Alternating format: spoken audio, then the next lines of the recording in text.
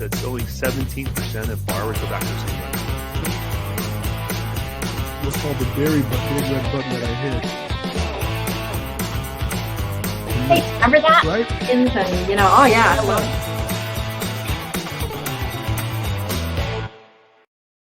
Hey everybody, welcome back to another episode of Laugh Underneath the podcast. And I gotta share with you all, today is the final episode for season 2. We made it. We made it through all this 2021, and we are glad. This is, I don't know what the episode number is, but I know this is the final one. And I'm sure there's a lot of listeners out there that will probably appreciate that this will be our final episode for this season, at least. So, to finish out our season, we went out and we dug deep, and we came out with Rich Swerbinsky, the president of the Mortgage Collaborative. Rich, how you doing? Doing good, Bobby. Thanks for having me. And looking forward to the conversation.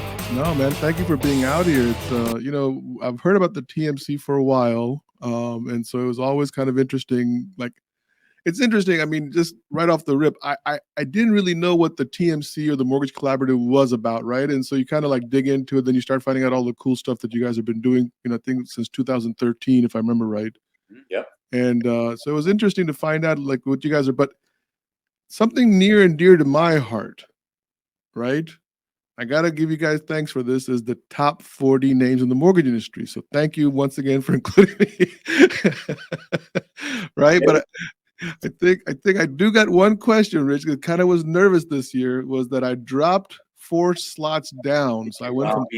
We keep getting great submissions, and now that the list has, achieved some kind of cult status, I get regular emails and LinkedIn messages with people with great names. So I don't think your name got any less great. We're just, being made more aware of others in the industry with really unique names. Let me ask you a question, because this is such an interesting topic, and because you are right, it is like a cult following. I mean, I actually get some pretty good props out of it. I mean, I'm not joking when I tell you this, you know what I mean? So it's kind of interesting, but who came up with this idea? I mean, was this something you guys thought it was good, like a goof, and it became serious? Or, I mean, how does this all come about?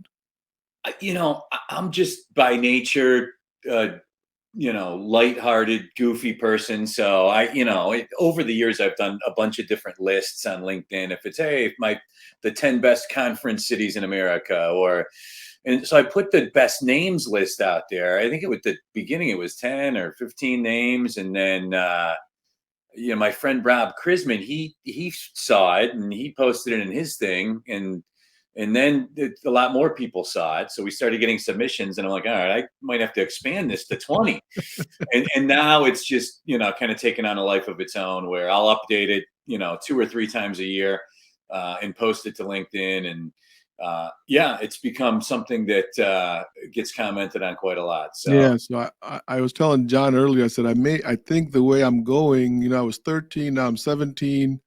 At this pace, I'm going to be lucky if I hang on to the top 40 slots. So maybe this will be my swan song interview with you or something. I don't know. You might hang in there. Now that you've had me on the podcast, we'll make sure you stay. I'm guaranteed a top 10 spot. I like that. Although some of the top 10 names are pretty, I mean, you guys do, I mean, with all sincerity in my heart, you guys do a great job putting that list together.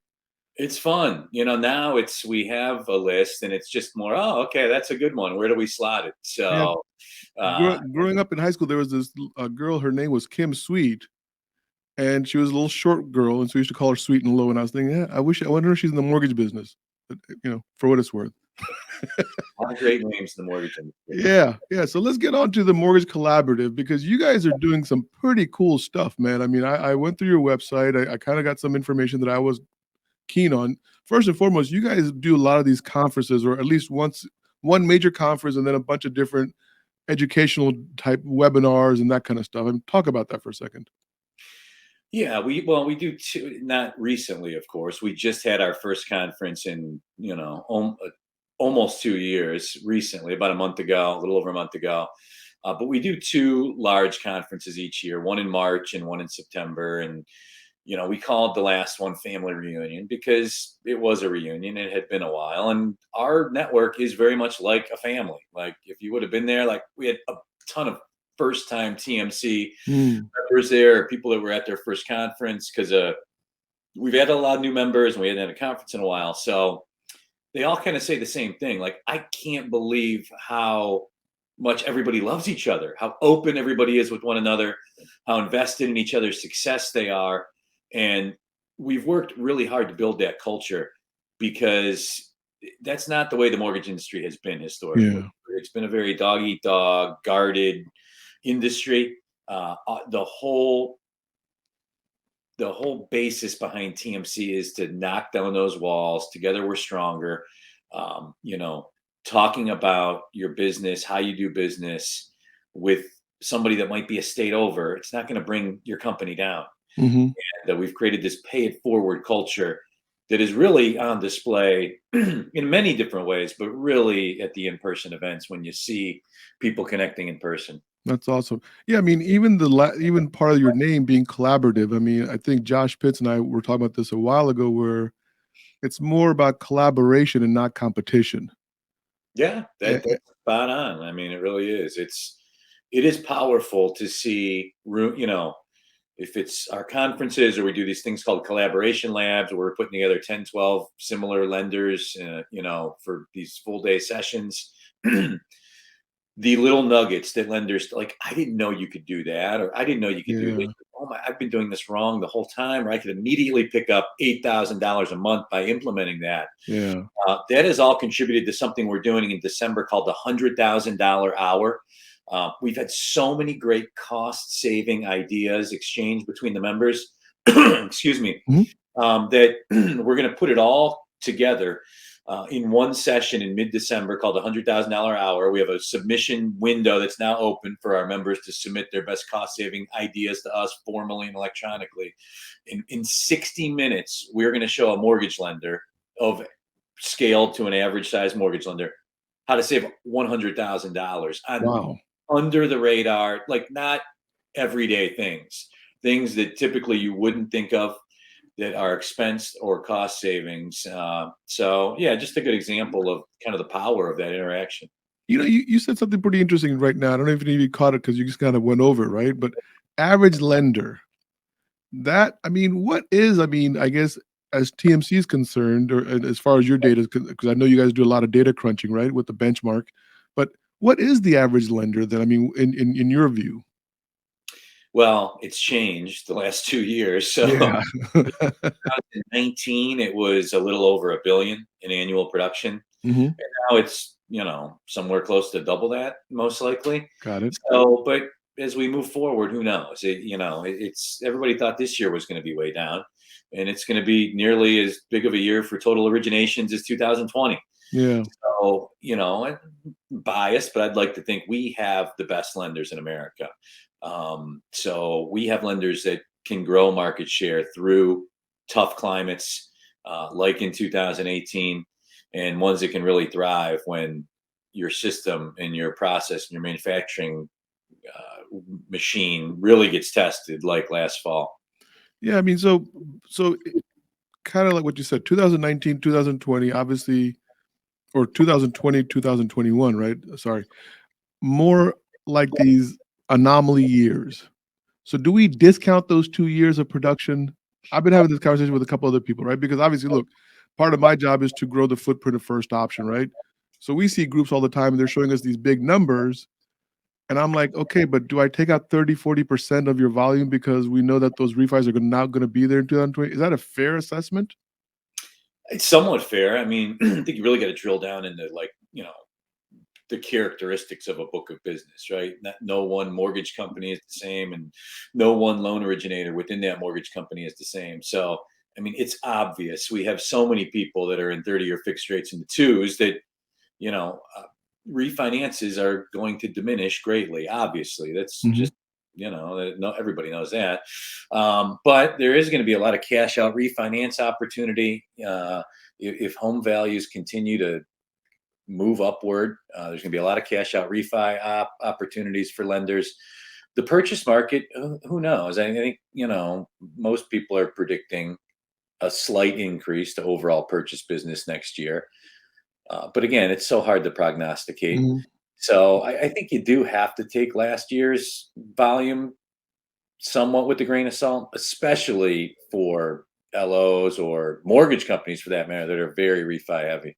Yeah, yeah. So, it's kind of jumping ahead of questions, but since you opened up the topic of purchase market and forward to next year, with Zillow now, that announcement that came out this week, right, that they're now no longer part of that iPurchase or flipping home division. Does that cause more confusion from what you're seeing in a purchase market where it's so hard to predict what the prices are going to be? Or is that something that they just miscalculated, in your opinion?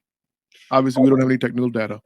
Yeah, they just miscalculated it. I mean, they're a public company. They're trying to generate revenue in many different ways as they can. And I mean, you had, I think the pandemic probably made them do that, uh, maybe when they didn't want to or quicker than they wanted to, Mhm. just thinking, okay, all right, it's tough to go see houses and people don't want to be around each other when we were in the throes of the pandemic last year. And then you have home values going up, so it was like the perfect storm of stuff going on to make a company like Zillow make what was clearly an irrational decision to get that involved in iBuying, because they're doing other things. It's one different thing if you're Open Door, right? Who has Right. incredibly seasoned capital markets team of people, and that's all they do is iBuy, right? Zillow's doing a million other things, and it made it tough. They, I think, pretty much admitted it themselves. They just miscalculated the volatility of home prices, and were smart enough to undo the mistake and kind of back away from it. I was talking to somebody yesterday about that, and they kind of were using this as an example that fintech is not going to push the loan officer completely off the radar in the future, as we've all been like fearful of. I mean, how do you see that? I don't draw that parallel. I mean, I think that, you know, the human loan originator and the human realtor will continue to be less and less a part of the process, but never go away completely. Right. Because it was the biggest purchase of almost everybody's life, Mhm. when you buy or refinance a home. And you need a human involved. Now, like, there are some companies that do a very, very good job merging technology and people. And I think the ultimate scenario that mortgage lenders, many mortgage lenders, especially the biggest ones, want to get to is where you have that Rocket Mortgage push button get mortgage system, and Right. you're pulling in all this information from borrowers electronically, and there are people there to supplement that process, but you're paying those people 25 basis points commission instead of 125. I mean, that's the way that big mortgage companies are thinking. So, Yeah. I've been wondering about this whole fintech thing for the last, I would say at least the last 4 to 7 years, somewhere in that ballpark. I know, I mean, my head's been rattled around it, and it seems like I was talking to somebody else a few months ago, and they said that the sun had already set on the traditional loan officer who was not using technology today. And I know that you guys are pretty huge on your technology with the tech fund and that kind of stuff, right? Do you see technology having a larger, and I mean, like, where it completely dominates our industry, or do you see the human element still as a driving force of the industry? again, it depends a little bit. If you have incredible people skills and have incredible relationships with high producing realtors, then that person will survive and be fine, even if they can't work their own smartphone. But the vast majority I know that guy.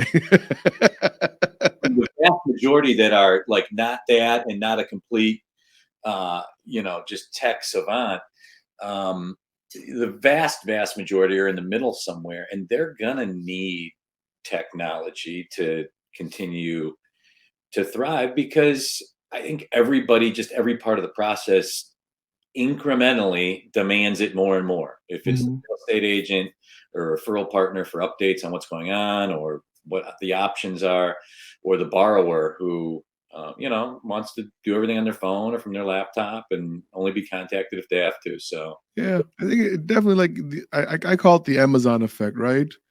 Where everyone, like, including myself, I think of, oh my God, I need shoelaces for my sneakers. I instantly pull out my phone, I go to Amazon, I get whatever sneakers, shoelaces I need. It's delivered to my house. I don't worry about it. I mean, I like to use the comparison of like Macy's, right? Okay. Macy's stock price today is the same as it was like 8 or 9 years ago. So they haven't grown the company at all. And because they haven't done a great job, when you think of online retail, you don't think of Macy's. 10 Mhm. years ago, when you thought of retail, Macy's was a top of mind thing you thought of. So, they're not gone. They just haven't grown in 10 years while retail has grown incrementally a lot. So it's adapt or die. If it's newspapers or taxi cabs or retail or loan originators, it Yeah. doesn't mean everybody will die, but the vast majority will become less significant if they don't adapt to changing consumer preferences. But with that Macy's analogy, I do wonder, Rich. I mean, as stockholders, I mean, don't you want your value to increase? I mean, being at a static price, I mean, is that a good thing as a stockholder or No, the point I was trying to make is that it's a bad thing, right? yeah, yeah. I want to make sure, yeah. Retail has grown by billions and billions of dollars a year in Right. terms of what people spend. Macy's has not grown at all. So, uh, I mean, so because they keep shutting down stores over and over again is what I keep seeing just to survive, right? I mean, to me, I think a Richard Barton, and I mean, Barry really did this well for me, is that Richard did it to those travel agents through Expedia, which freaks me out when he was running Expedia. And then I remember reading an article about these travel agents that were cheering the fact that they had 22% of the online market share this year. And they were excited about that. And my head went, well, what about the 78 other percent of the market? You know what I mean? And it scares me. Like when I heard Zillow was getting out of iBuying, I was pissed from the standpoint that I want them to play around in that sandbox for the benefit of our members in the mortgage lending industry. Because if they were really smart, instead of wasting all this time and money with the iBuying experiment that they just undid, they would have focused more on their mortgage company. I mean, think about the amount of traffic that is coming to Zillow every day. yeah. Everybody knows they bought a mortgage company, consumer direct focused mortgage company 4 years ago. I hope they do as poorly at that as they did as at iBuying, because their opportunity there is significant. Yeah, yeah. Well, I think I never want to paint a bleak picture of our industry because that's not my intent. I have a very realistic outlook at it, and I know that a lot of people share the same opinions. And I think that what I'm always trying to teach the guys that work with me is like, hey guys, make sure you use the technology that's available because you don't want to be left behind. That's all. And if you use it, then at least your clients will have the same experience that everybody else is experiencing. And that's really kind of, we want to make sure that if nothing else, the home buying experience is trustworthy and at the same time easy. Because look, I mean, I think we were third, like IRS tax audit, dentist appointment, and then mortgage process. Exactly. It's You know what I mean? beautiful. I mean, if you're not, like, to your point, right, you got to be doing everything you can to make it easier on people, Yeah. with the boundaries of what you have available to you. So Yeah, yeah, yeah. So let's go back to that TMC benchmark because that kind of got me very interested when I saw this because I'm a data guy, right? So you guys are actually able to give your members like a chart and say, "Hey, Fabi, look, here's your company. Here's how you compare your market space, and so on and so on." I mean, how detailed and granular do you guys get?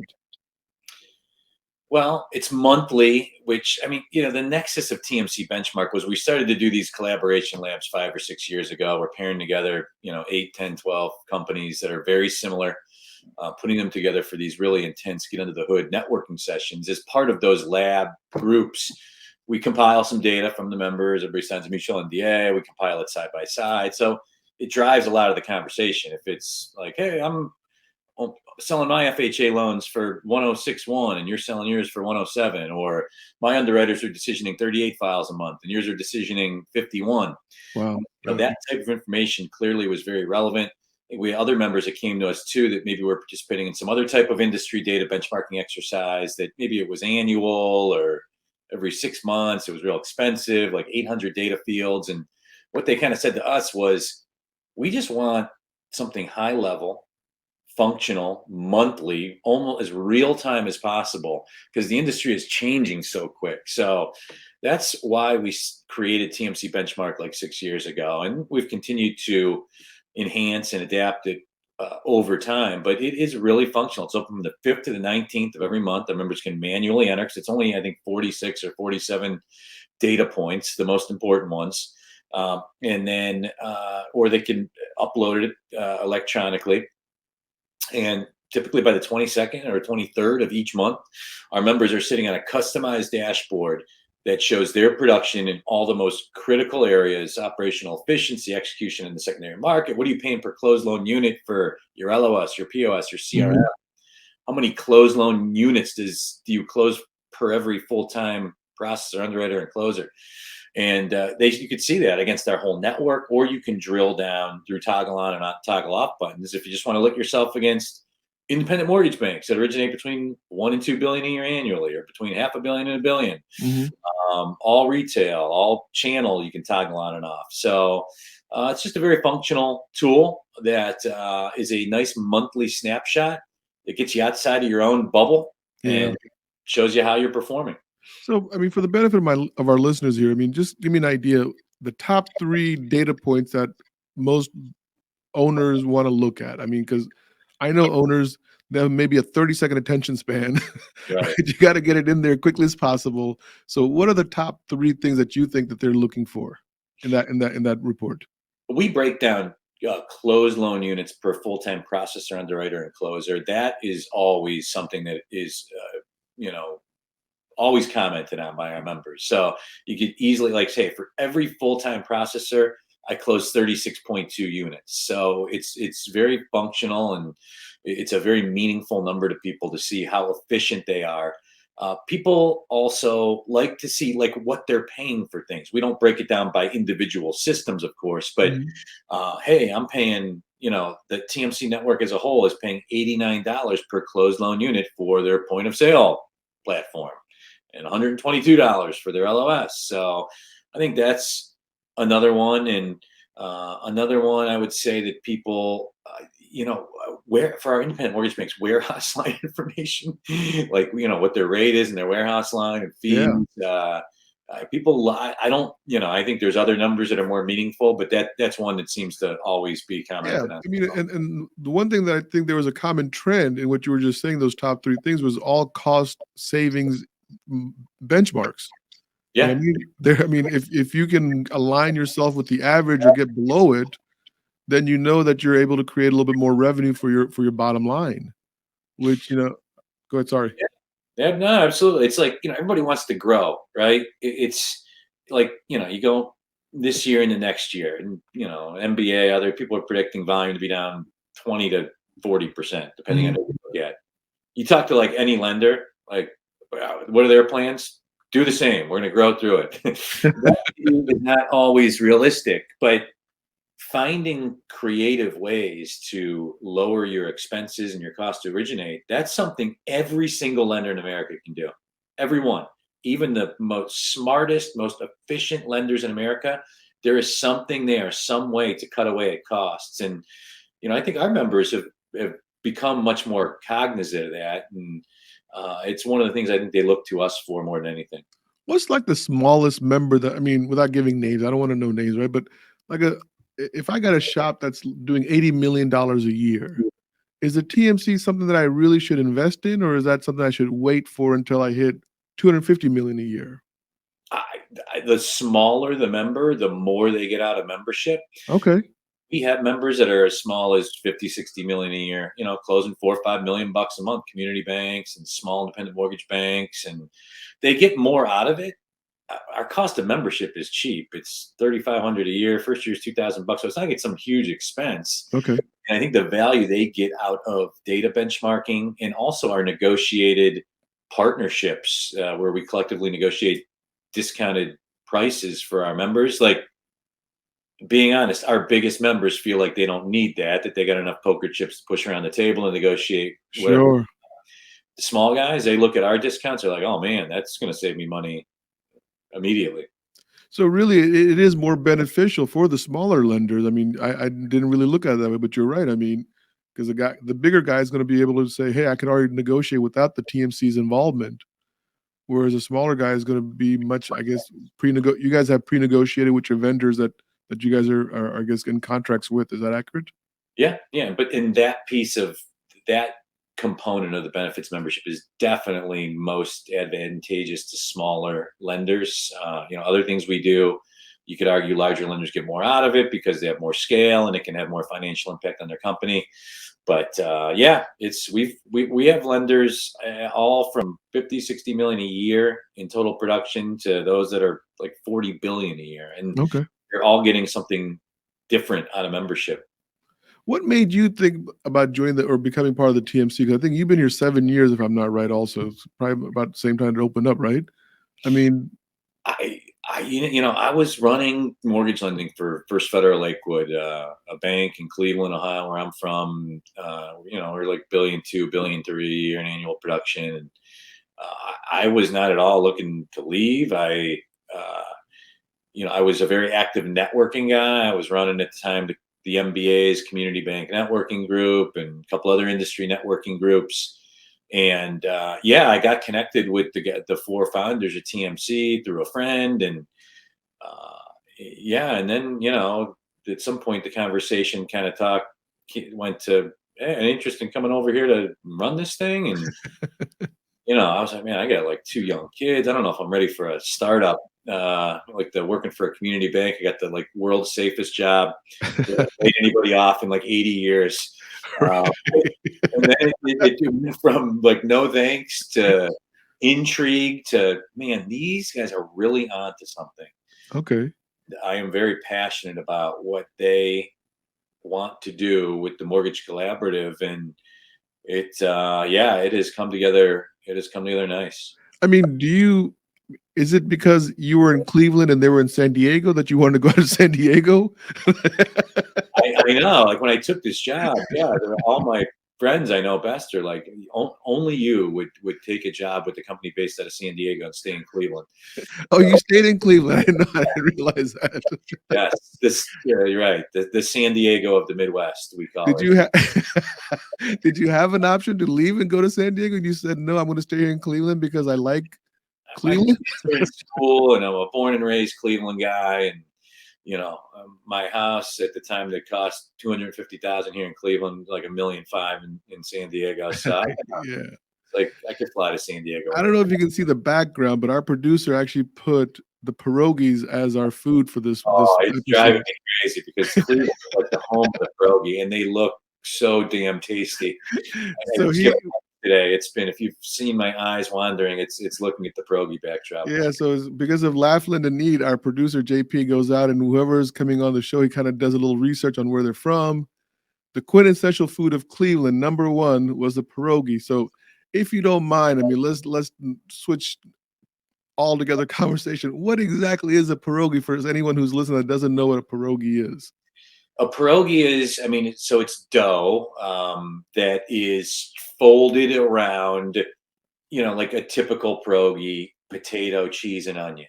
And that sounds good. Fill in the blanks with a million different things that you could put inside a pierogi, but that's a common one. And you see what they look like there in the picture. They look like little, half moon pockets of dough, and you get a frying pan nice and hot. You throw some butter in there, maybe some onions, and you fry them up on both sides, and damn, are they good. A lot of people like to eat them with sour cream, hot sauce, but I have not been in Cleveland since 2002, Rich, so it's been almost 19 years, so 20 years next year. I did not know about the pierogi when I was there, and I feel like I was deprived. You were, yeah. I mean, anything with onions, I'm always a sucker. If you got onions in it, I'm like eating it, especially if they're sautéed or cooked or whatever. Just the smell of onions and garlic combined together, I'm like already in heaven. I got some pierogis in the freezer. I'm making those suckers. So look, you threw out the name Rob Chrisman. I know Rob a little bit, not much. He's emailed me every now and then when he needs some information for one of his newsletters. I've invited him on the show a few times. He's never made it on the show. Can you please tell him that it's okay to come on the show? Like Fabi is pretty okay. Like maybe he'll put up a food from San Francisco or something like that. I'll mention it to him. Yeah, I do a show with him every Friday called The Rundown, and we have a lot of fun with it. It similar to this. We do it live, 3 p.m. Eastern on Fridays, and you can register at mortgagecollaborative.com. We had on the last 2 weeks, we had Ivy Zellman on, who is a renowned national expert on housing who Okay.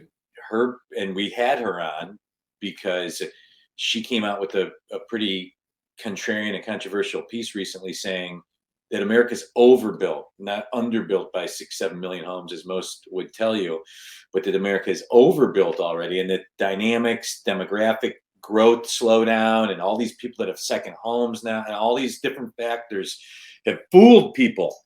I hope she's wrong because it would cause a pretty dramatic correction in home values if she's right. But we had her on last Friday. The Friday before that, we had Bob Brokesman on, from president of MBA. So we have a lot of fun with that. But I'll mention it to Rob. Please. And Hey, look, we might have to, his publicist, we might have to filter it through. So I appreciate it. Now, back to the Zeldman conversation, though, being a contrarian, did you find any merit in her conversation or what she was saying?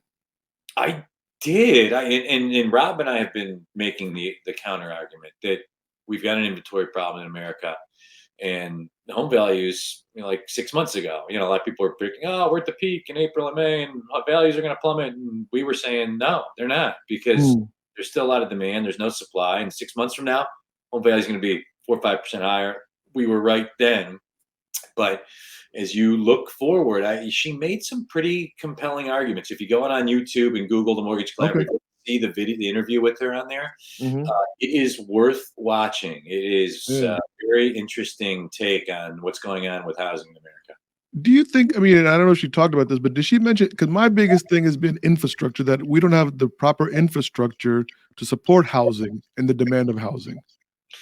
She didn't bring that up explicitly, but I think implicitly there were some references to that, if we were to get caught up, as most would say, and, bridge this gap that most people perceive as 5, 6, 7 million too few homes in America, that not only would it be too many, but it would create other issues. And she really, the core of her argument is based around the demographics around just population growth in America and how they've slowed, and that the old normal should not be the new normal in terms of housing units needed to satiate demand. Now, you guys have had pretty good growth in Cleveland, right? Because I remember reading an article a few years ago that you guys were actually, I mean, obviously the market was already correcting itself, but you guys were actually exceeding some of the correction, if I remember right, which was unheard of for Cleveland. Yeah, Cleveland has shown great growth throughout the pandemic, and I'm biased, of course. You'll find no more Homer Clevelander than me. But it's a great place to live. It's a low-cost place to live. You're right in the heart of the Midwest, 2, 3, 4-hour drive from so many great other major cities, or a short flight. It's just a great place to raise a family. It's good people, salt of the earth people, and the food scene. Getting back to part of the basis of your podcast is, I would argue, pound for pound, similarly sized cities, there's no better food town than Cleveland, and it's a better food town than many larger cities. As long as we're back on the food, I mean, aside from pierogi, what is your go-to? Like, if I'm coming to Cleveland, and I have never been to Cleveland, and I one time, obviously, right? But what's my one thing that I obviously pierogi seems to be on the list, but other than pierogi, is there something that you would, as a local, gravitate towards? We're a Midwestern town, so we've got so many great Italian restaurants, a lot of Italian heritage in the Cleveland area, and steak places, steak houses. I mean, it's meat and potatoes town, and there are just so many great Italian. I actually went to a place called Johnny Q's in 2000, right? Johnny Q's downtown. Absolutely, Johnny's downtown. It was called Johnny Q's. Now it's just kind of been rebranded as Johnny's downtown. But it's an iconic steak place that one of many great ones in downtown Cleveland. See? So I was there, man. Just for the record, in fact, that's where I met Barry, or saw Barry B for the first time in 2002 it was actually the National Association of Mortgage Brokers Convention, and that's where it was like I got my introduction to this town of Cleveland. It was the last time a mortgage conference was in Cleveland, I think, though. So, well, maybe you should change that. I mean, you have the control, right, at TMC. I mean, you can just do twice a year at Cleveland. I joke all the time. We will really, when we have a conference in Cleveland and can get people to come here, we know we've really made it. So, yeah. Well, look, I want to end on one last thing. I want to talk about the 12 Days of TMC, the event that you guys coming up in a few weeks, first day of December, right? Let's talk about that for a second. Tell us what it's about. It's an awesome event. We did it last year for the first time because we couldn't do our normal conference in September, and we're thinking, what is a way to give back to our members? In the latter part of this really weird and bizarre 2020. So we brainstormed an event called the 12 Days of TMC, the Tuesday through Friday of the first 3 weeks of December. So the first 12 of the first business days of December. It's for just really like 2.5 hours each day, typically from like 1:30 or 2 p.m. Eastern to 4 or 4:30 p.m. Eastern, and starts off every day with a big name, very notable industry keynote. It's given a 30-minute address, and then I think we have over the course of the 12 days 51 different sessions that are all very interactive, all related to running your business better, more strategically, Nice. more efficiently, more profitably. Little tips of the trade, the $100,000 hour session that I noted earlier. Yeah. That's a big part of that. And a bunch of other cool stuff. But it is really a unique event. And it gives, like, our conference that we had in California 6 weeks ago. Typically we'll have C-suite that will come to that. The 12 Days of TMC allows, lower level employees of all our member companies to really get involved and get a little taste of all the cool stuff we're doing at the Mortgage Collaborative. And it is only for members only. So it's the 12 days is exclusively for your members. It's not like if someone just logs in. Yeah, it's open to all the employees of all our member companies. Last year, I think we had like 1,900 people that participated in sessions, and we're expecting to blow that out of the water this year. So Nice. Well, look, Rich, we have come to the end of our show here. We are ending season 2 on a high note because you're on it, and hopefully Rob Chrisman will be jealous and he will join us in season 3. So I'm hoping that it all works out well. I want to wish you guys all the best in TMC. I know you guys are doing good. I know First Option enjoys their partnership with you. I know I hear that a lot every time I'm down in Atlanta. They're always raving about what you guys are helping them with and that kind of stuff. And I think recently you had one of our partners on on one of the shows. I don't know which one it was. But yeah, anyway, right? Guy that we've used for years to help lead marketing related sessions. Eric Skates, great guy, and First Option, great company, and we appreciate your guys' membership, and I appreciate you having me on the podcast. Yeah, absolutely, Rich. So thank you for coming out here. And JP, will you do your thing and close out the show for us, brother?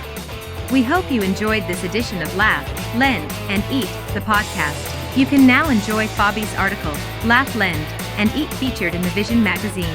Please be sure to subscribe to our YouTube channel, where each month we are giving away some swag for our lucky listener show off. Thank you to our sponsors for their continued support, First Option Mortgage and One Good One Recruiting. And remember, you have to be something, so be kind.